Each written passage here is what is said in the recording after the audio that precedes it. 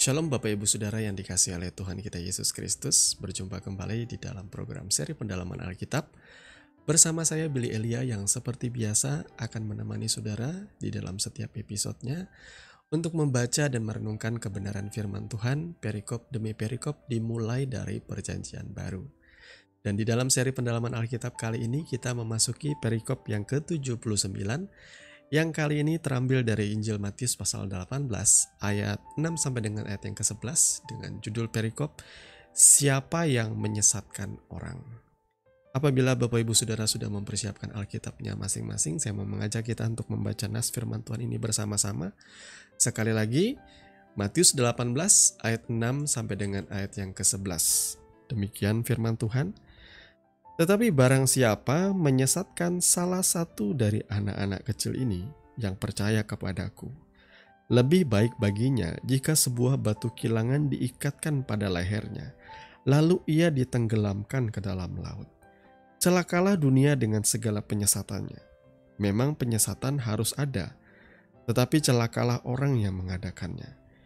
Jika tanganmu atau kakimu menyesatkan engkau, penggalah dan buanglah itu. Karena lebih baik bagimu masuk ke dalam hidup dengan tangan kudung atau timpang, daripada dengan utuh kedua tangan dan kedua kakimu dicampakkan ke dalam api kekal. Dan jika matamu menyesatkan engkau, cungkillah dan buanglah itu. Karena lebih baik bagimu masuk ke dalam hidup dengan bermata satu, daripada dicampakkan ke dalam api neraka dengan bermata dua. Ingatlah, jangan menganggap rendah seorang dari anak-anak kecil ini, karena aku berkata kepadamu, ada malaikat mereka di sorga yang selalu memandang wajah Bapakku yang di sorga. Karena anak manusia datang untuk menyelamatkan yang hilang. Amin. Untuk kebenaran firman Tuhan. Sebelum kita bersama-sama merenungkan firman yang sudah kita baca, mari saya mau mengajak kita untuk bersama-sama menundukkan kepala dan berdoa. Bapa Surgawi, di dalam nama Tuhan Yesus, terima kasih untuk anugerah dan kesempatan yang Tuhan berikan untuk kami bersaat teduh di kesempatan kali ini, membuka Alkitab dan membaca. Sebentar kami akan merenungkan kebenaran firman-Mu. Oleh sebab itu Tuhan, kami mohon pimpinan kuat kuasa Roh Kudus menyertai perenungan kami agar kami boleh memahami dan mengerti apa yang menjadi maksud dan kehendak-Mu di dalam setiap kehidupan kami. Di dalam nama Yesus kami berdoa. Amin. Bapak Ibu Saudara yang dikasihi oleh Tuhan kita Yesus Kristus, ya. Topik bahasan kali ini akan membahas mengenai penyesatan. Penyesatan itu secara harafiah kita bisa artikan orang atau seorang oknum, ya, lebih tepatnya ya, yang menyerongkan kehidupan kita dari jalan yang benar ke jalan yang keliru atau ke jalan yang sesat. Saya memandang secara harafiah atau secara sederhana begini. Kalau misalnya kita dalam perjalanan, katakanlah kami dari Kalimantan, ya, mau pergi ke wilayah Jawa, tepatnya di Jakarta. Lalu saya bertanya, bagaimana caranya saya untuk bisa mencapai sebuah tempat tujuan? Katakanlah saya mau pergi ke GBK seperti itu. Lalu ada orang yang saya tanya ini ngasih tahu saya jalannya lewat sini. Padahal itu adalah keliru. Artinya dia menipu saya. Seharusnya saya bisa sampai ke GBK, tahu-tahu saya diarahkan untuk pergi ke tempat yang suram, ke tempat yang gelap, dan ternyata ia merencanakan sesuatu yang jahat terhadap saya. Nah, secara sederhana saya mengartikan, walaupun agak belibet ya analoginya saudara ya, tapi seperti itulah. Harusnya saya menuju ke suatu tempat, tapi karena saya dibelokkan sedikit, maka endingnya itu tidak tepat, ya. Oke, yang kedua, saya mau berikan analogi tentang penyesatan itu seperti ini. Saya ini kuliah kehutanan sebenarnya saudara ya. Jadi dalam kuliah kehutanan itu kita ada pelajaran di mana kami harus belajar mengenai map dan juga kompas, ya. Kita dibekali dengan kompas yang lumayan akurat, ya. Namanya kompas Sunto kalau nggak salah, ya. koreksi kalau saya salah saudara-saudara ya. Jadi ada beberapa kompas dan ada beberapa kelompok. Di masing-masing kelompok itu diberikan satu kompas. Nah, kebetulan kompas yang akurat merek Suunto ini tidak banyak stoknya. Jadi katakanlah ada sekitar 7-8 kelompok, tetapi kompasnya ini cuma tersedia cuma sekitar 4 kompas aja.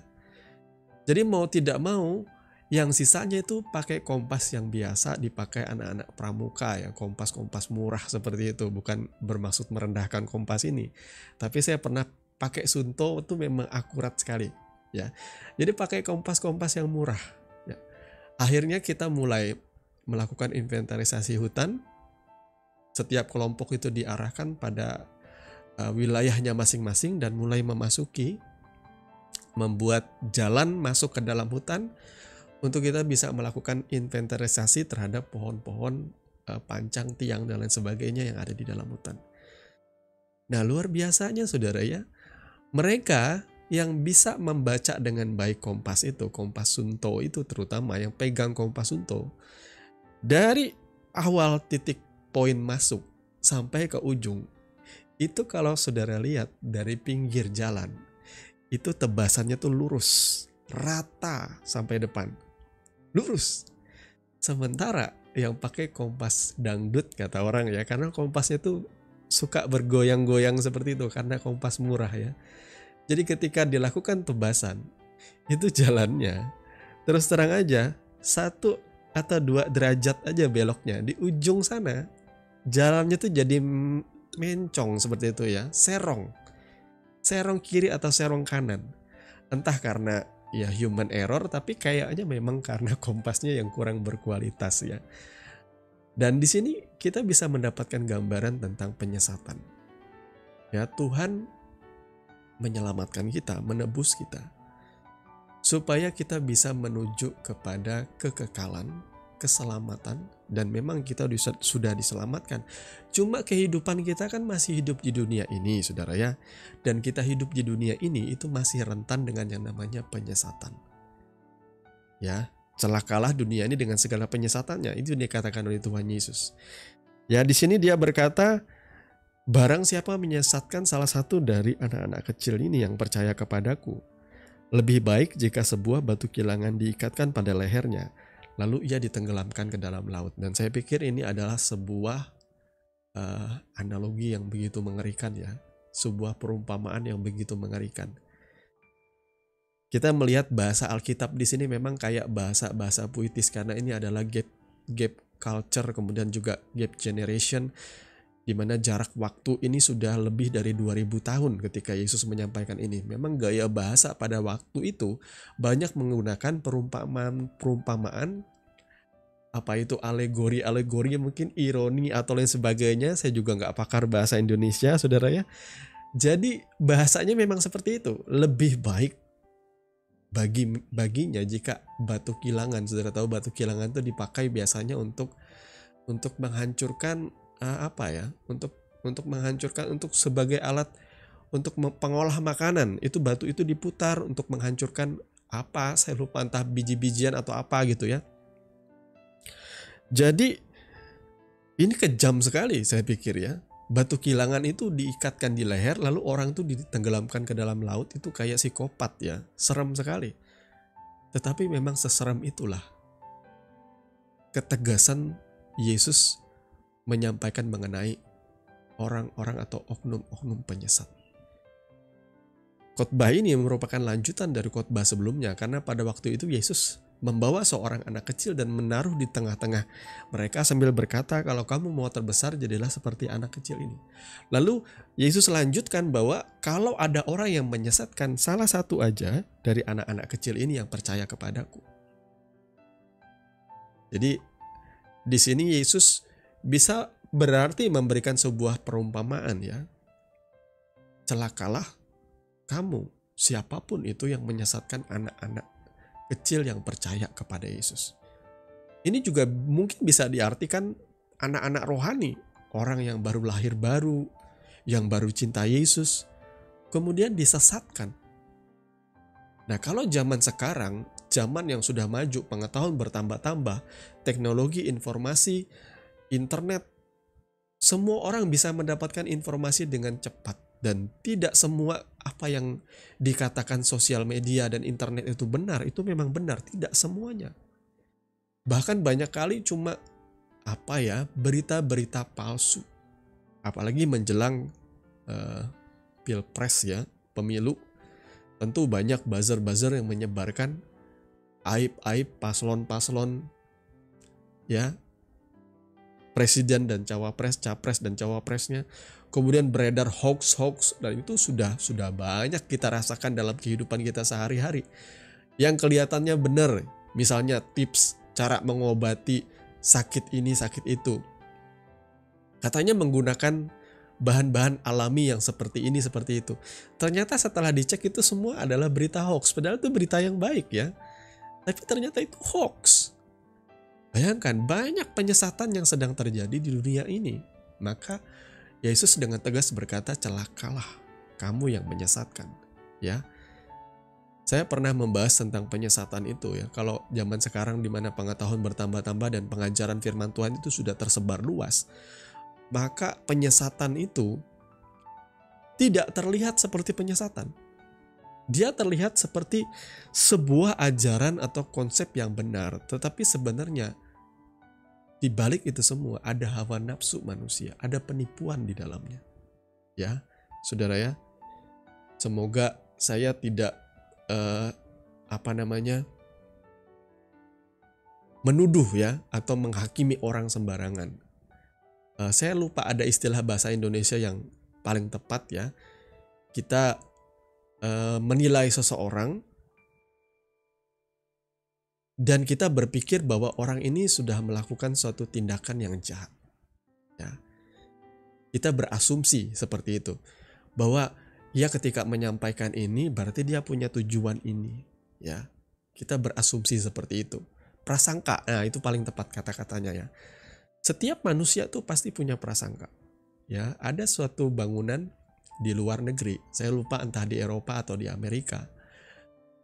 Ada sebuah gedung kayak gedung pengadilan seperti itu ya.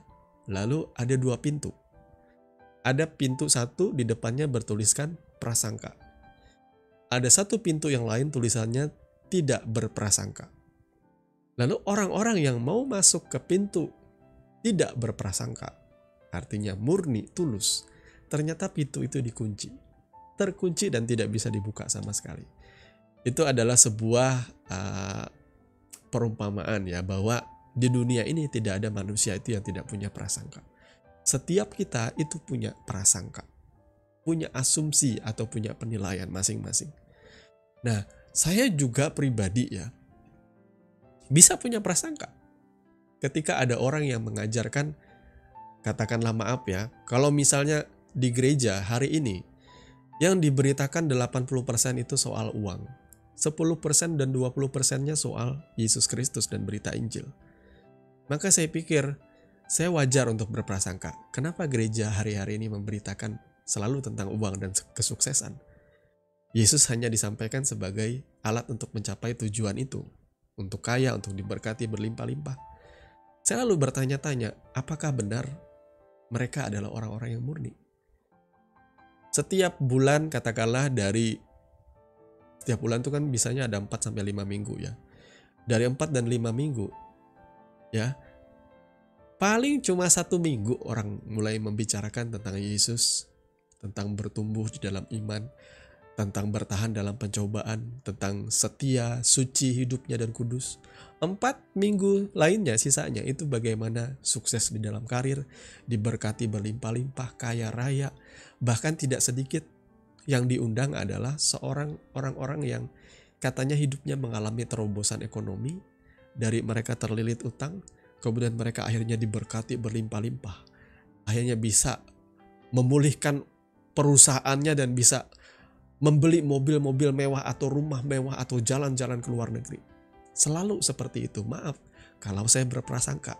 Tetapi semoga ini bisa menjadi satu perenungan lah. Apakah kita memang masih tetap murni di dalam mengiring Tuhan? Ataukah Maaf, gereja kita sudah mulai berubah menjadi sebuah perusahaan pencetak uang dengan kita memberitakan tentang persembahan, persepuluhan, dan lain sebagainya. Selidikilah hati kita. Karena banyak sekali fakta yang menyatakan bahwa orang-orang yang katanya bersaksi diberkati luar biasa, kebanyakan mereka melebih-lebihkan ceritanya. Kebanyakan diantaranya ternyata masih terlilit hutang. Kebanyakan hanyalah manipulasi.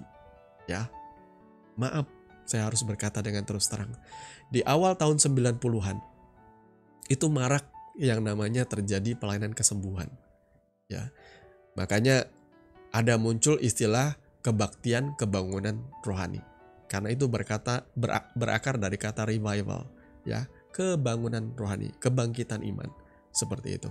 Itu ditandai katanya dengan hadirnya pester-pester kesembuhan ilahi yang mulai mengajak jemaat Tuhan hadir berbondong-bondong ibadah ke dalam sebuah stadion atau ke sebuah gedung yang besar, di mana di situ dia mempertontonkan dan mempertunjukkan kuasa Tuhan yang masih bekerja. Saya tidak meragukan hal ini, tetapi ketika saya merenungkan sekarang, saya pikir hal itu juga saya punya prasangka bahwa betulkah itu adalah pekerjaan Roh Kudus. Karena ada satu film-film dokumenter yang akhir-akhir ini diputar dan membuktikan bahwa ternyata ada beberapa pester-pester yang katanya pester kesembuhan itu menggunakan teknologi canggih di masa itu. Sehingga ia seolah-olah bisa mengetahui bahwa jemaat ini bernama ini dan dia punya sakit kanker ini. Ternyata ada earphone di telinganya, ya. Kemudian ada orang yang tadinya menanyakan kepada jemaat seperti usher atau counselor, sehingga ia bisa mendapatkan data dan ia memberitahu lewat earphone. Itu semua adalah fakta. Bagaimana bisnis KKR itu pernah terjadi yang seperti ini. Ya, jadi jangan salahkan saya berprasangka, tetapi mari ketika itu diungkap, sesungguhnya Tuhan sendiri sedang mengkritisi gerejanya. Apakah engkau masih murni memberitakan Injil? Ketika gereja sudah mulai ditinggalkan dan orang-orang sudah mulai lebih memilih ke bioskop atau tinggal di rumah nonton drakor dan jalan-jalan mendapatkan hiburan, gereja seolah-olah tidak laku. Sehingga orang-orang mulai memasukkan hiburan-hiburan ke dalam gereja. Itu adalah bagian atau hikmat dari manusia, katakanlah seperti itulah. Sehingga gereja mulai dikunjungi orang oleh karena ada artis, oleh ada stand up komedian yang tampil, oleh karena ada seorang yang selebritis yang bisa bersaksi sesuatu yang luar biasa. Tetapi sekali lagi porsi Kristus Yesusnya hampir tidak pernah diajarkan. Saudara ya. Jadi orang cuma pengen gelak tawa, terhibur, dan orang pulang dengan sukacita. Maaf kalau saya berprasangka seperti itu ya. Dan pembuktian tentang pelayanan KKR atau kebaktian kebangunan rohani itu terbukti. Terbukti saudara ya. Banyak penipuan-penipuan itu terbukti. Ternyata tidak semua orang itu sembuh. Yang katanya sembuh ternyata kambuh lagi dan akhirnya meninggal. Karena apa? Karena mereka mengalami perasaan yang damai sesaat. Mereka seperti disugesti seperti itu dengan kata-kata. Tetapi mereka tidak diajar dengan benar. Ya. Saya tidak bilang bahwa saya meragukan kuasa Allah. Karena ketika saya bertobat, saya ini memulai pelayanan saya dalam pelayanan karismatik, pelayanan doa kesembuhan ilahi, termasuk saya sendiri adalah pelayan-pelayan yang dipercayakan untuk mendoakan orang-orang sakit dan mengunjungi mereka di rumah sakit atau di rumah yang menelpon kita ada yang kesurupan. Saya bisa membuktikan mana kesembuhan yang memang terjadi secara sejati. Di depan mata kepala saya sendiri ada orang yang badannya korengan, bahkan dia tiduran di atas daun pisang, saudara ya. Tetapi keesokan harinya setelah ia didoakan dan mengakui Yesus adalah Tuhan dan Juru Selamat, luka-luka itu langsung kering dan ia sembuh dan ia beribadah kepada Tuhan. Itu sering kita lihat. Orang-orang yang kesurupan di depan mata saya dan mereka adalah seorang wanita yang tiba-tiba berubah suaranya menjadi laki-laki seperti ngebas. Dan itu bukan dia lagi. Tapi ketika ia dilepaskan, ia menjadi pengikut Kristus yang setia. Saya banyak kali melihat hal yang seperti itu. Dan itu terjadi bukan di mimbar-mimbar, bukan di gedung-gedung bukan di tempat yang dibilang stadion, sebuah tempat yang di-prepare sedemikian rupa untuk mendatangkan sebuah perayaan atau celebration seperti itu. Tetapi yang disorot bukankah pendetanya atau pastornya? Sementara yang banyak kali saya lihat pelayanan sejati itu terjadi ketika kita berkeliling dari satu tempat, dari satu desa, dari satu kecamatan, dan itu pekerjaan Tuhan menyertai. Yesus seperti itu. Yesus tidak mengadakan KKR. Dia berkeliling dari suatu tempat, dia tidak lantas membuat panggung besar, ada KKR, WL, siapapun itu ada kesaksian, tidak. Dia cuma memberitakan kerajaan sorga. Dan ketika ia menyembuhkan orang sakit, itu cuma bonus bagi pendengar-pendengarnya. Karena ia tahu mereka terlebih dahulu membuka hati dan telinga mereka kepada Dia, kepada Yesus Kristus. Jadi saudaraku, celakalah orang yang melakukan penyesatan. Ya, penyesatan bagi saya adalah oknum yang ada di dalam gereja. Dan itu sudah disampaikan sendiri di dalam Alkitab kita, di dalam kitab Wahyu, bahwa ada antikris yang masuk di tengah-tengah gereja, bait suci. Yang muncul dari bait suci itu ada. Jadi penyesat-penyesat itu kebanyakan orang-orang dari dalam, ya, orang-orang dari dalam kekristenan sendiri. Yang menyerongkan sedikit, dia tidak mengajarkan tentang Kristus, tetapi ia mengajarkan sesuatu yang rohani yang baik tetapi bukan Kristus. Itu saya bilang sebagai anti-Kristus. Apa aja yang kamu ajarkan semuanya baik tentang pengurapan, kuasa, berkat, asal bukan mengenal Kristus. Asal bukan keintiman hidup dengan Kristus. Asal bukan kesucian bersama dengan Kristus. Semuanya yang enak-enak bagi manusia itu disampaikan. Tetapi yang menegur kesalahan, yang membuat orang bertobat, yang membuat orang berbalik kepada Tuhan dan meninggalkan cara hidup yang lama, kekudusan, kesucian, itu kurang disampaikan. Makanya LGBTQ kan tumbuh pesat hari-hari ini. Karena gereja Tuhan mulai kendor menyampaikan ketegasan dan kebenarannya. Bahkan sampai ada pastor yang akhirnya memberkati pernikahan sesama jenis. Itu bagi saya itu miris, saudara ya. Karena orang memandang bahwa yang penting gereja gak ditinggalkan. Tapi mereka lupa bahwa nabi-nabi di zaman dulu menyuarakan kebenaran itu dibunuh, dikejar, disiksa, dianiaya. Itu memang sudah harganya. Ya ngapain saudara takut ditinggalkan? Bahkan Yesus berkata, kalau kamu memasuki sebuah kota, lalu kota itu menolak kamu, kebaskanlah debu di kakimu. Karena suatu saat kelak, kota itu akan diluluh lantakan, dihancurkan seperti Niniwe, seperti Sodom dan Gomora. Orang-orang yang sudah meninggalkan dan tidak percaya kepada Yesus Kristus Tuhan. Jadi Bapak Ibu Saudara yang dikasihi oleh Tuhan, ada perumpamaan yang berikut lagi yang disampaikan di sini yang begitu mengerikan ya. Bahwa jika tanganmu atau kakimu menyesatkan, penggalah dan buanglah itu. Jika matamu menyesatkan, cungkillah dan buanglah itu. Kenapa digunakan kata-kata yang seram menakutkan seperti ini? Karena itulah ketegasan Kristus. Jangan sampai hidupmu mengalami penyesatan. Penyesatan bagi kita pribadi itu gimana? Saudara, contohnya ya di sini ya. Walaupun sebenarnya secara logika saya berpikir begini, bagaimana mungkin kaki dan tangan itu bisa bergerak tanpa perintah dari otak kita? Bagaimana mata kita bisa bergerak tanpa perintah dari otak kita? Jadi di sini dengan tegas Yesus berkata bahwa sangkal dirimu, pikul salibmu, kuasai pikiranmu dan menangilah pertempuran di dalam medan perang yang sejati di dalam pikiranmu, supaya engkau jangan disesatkan. Yesus menggunakan analogi yang mengerikan, penggal dan cungkil mata. Ya, saya pribadi mengakui hal ini. Saya sebagai laki-laki ya, kita punya kecenderungan, punya kelemahan di mata kita.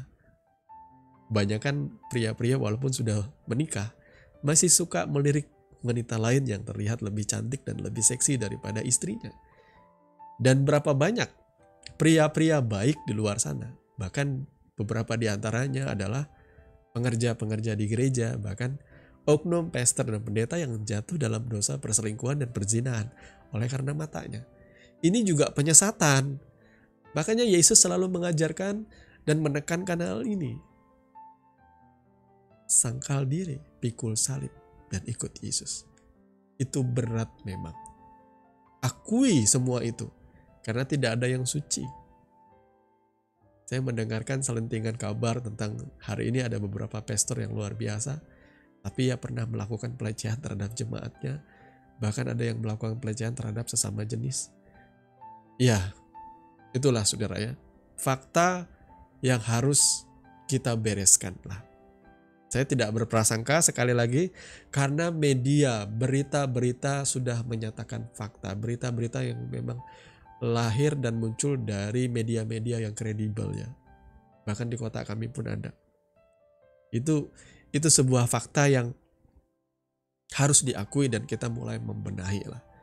Kita mulai tegas lah.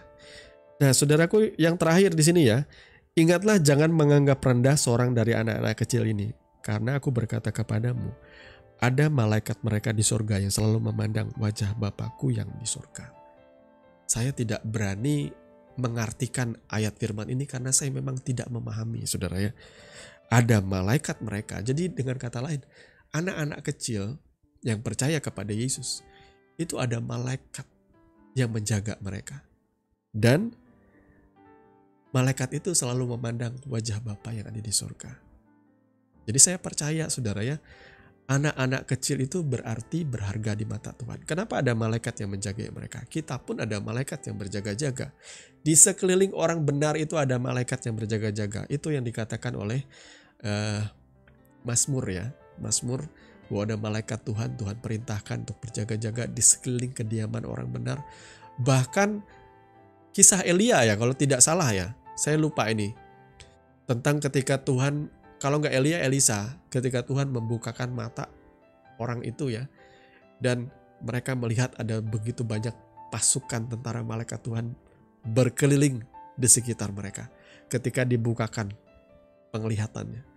Ya, saudara ya, saya tidak memuja malaikat ya, saya bersyukur kepada Tuhan karena Tuhan yang empunya kerajaan sorga. Dan malaikat-malaikat itu adalah pelayan-pelayan yang dia utus untuk menjaga setiap kita. Nah, ada malaikat yang menjaga anak-anak. Dan mata malaikat itu selalu memandang kepada Bapa di sorga. Ya. Poinnya yang di sini, saya tidak berani menerjemahkan dalam pemahaman saya. Poinnya yang di sini yang ditekankan oleh Tuhan ialah jangan menganggap rendah anak-anak kecil. Siapa saudara yang menganggap rendah anak-anak kecil? Ya, terutama mereka yang percaya kepada Yesus. Kalau saya mengartikan nas firman Tuhan ini lebih bagi diri saya pribadi ya. Bahwa saya harus merawat, memelihara, dan menuntun memimpin anak saya itu dengan benar. Jangan lantas saudara sudah menikah, lalu saudara mengabaikan anak saudara. Karena anak saudara ini nantinya akan menjadi tumbuh, berkembang, menjadi remaja, pemuda-pemudi dan menjadi dewasa. Jangan pernah anggap enteng mereka. Jangan pernah abaikan mereka. Jangan pernah biarkan mereka. Berikan mereka bimbingan, didikan, kasih sayang, dan perhatian yang cukup bagi mereka, termasuk teguran dan hajaran kalau perlu ya. Jangan pernah anggap rendah anak-anak ini. Suatu saat nanti buah tangan saudara ya, selama ini yang saudara berikan baik itu didikan, bimbingan, akan saudara lihat pada akhirnya ketika ia sudah mulai tumbuh dewasa. Kalau ia menjadi anak yang bertanggung jawab, yang berdisiplin, yang punya empati dengan orang lain, yang punya kasih untuk menolong sesama, berarti Anda adalah orang tua yang berhasil mendidik anak-anak saudara. Jadi perhatikan saudara ya, apapun yang dipercayakan dalam hidup saudara, baik itu pekerjaan, anak, pasangan, ingatlah, sungguh-sungguhlah di hadapan Tuhan untuk mempertanggungjawabkan semuanya itu. Tuhan Yesus memberkati kebenaran firman-Nya dan mari kita tundukkan kepala berdoa untuk kebenaran firman yang sudah kita renungkan. Bapa di dalam nama Tuhan Yesus, terima kasih karena kami sudah membaca merenungkan firman-Mu. Tuhan, kami mohon kekuatan yang daripada Tuhan memimpin dan menuntun kami setiap hari. Mampukan kami untuk melakukan kebenaran firman-Mu Tuhan. Dan biarlah kami terus-menerus memperlengkapi diri kami dengan kebenaran, agar kami tidak mudah disesatkan terutama di akhir-akhir ini dan begitu banyak serigala berbulu domba di mana mereka menyamar di tengah-tengah jemaat, ternyata mereka membawa penyesatan. Tolong kami Tuhan agar kami bertumbuh dengan sehat ke arah dan tujuan yang benar, yakni serupa dengan gambar Yesus Kristus Tuhan Allah kami yang hidup. Terima kasih Bapa untuk kebenaran firman-Mu. Berikan kami ketekunan, kesetiaan, kesungguhan hati untuk terus belajar. Rasa haus dan lapar kami berdoa akan melanda negeri ini, memberikan setiap jiwa kerinduan, ketenangan, dan biarlah damai sejahtera yang melampaui segala akal senantiasa memenuhi hati dan pikiran di dalam kehidupan kami. Di dalam nama Tuhan Yesus kami berdoa. Amin. Bapak Ibu Saudara yang dikasihi oleh Tuhan kita Yesus Kristus, kami sekali lagi mengucapkan banyak terima kasih untuk saudara yang sudah tetap setia mengikuti channel ini dan mendukung kami di dalam doa. Kami percaya saudara semakin hari semakin bertumbuh di dalam Tuhan, dan adalah doa kami Tuhan memberkati saudara di dalam segala sesuatu, di dalam segala pekerjaan, usaha, rumah tangga saudara, pelayanan saudara, dan keseharian saudara. Tuhan kiranya menyertai engkau dari sekarang sampai selama-lamanya.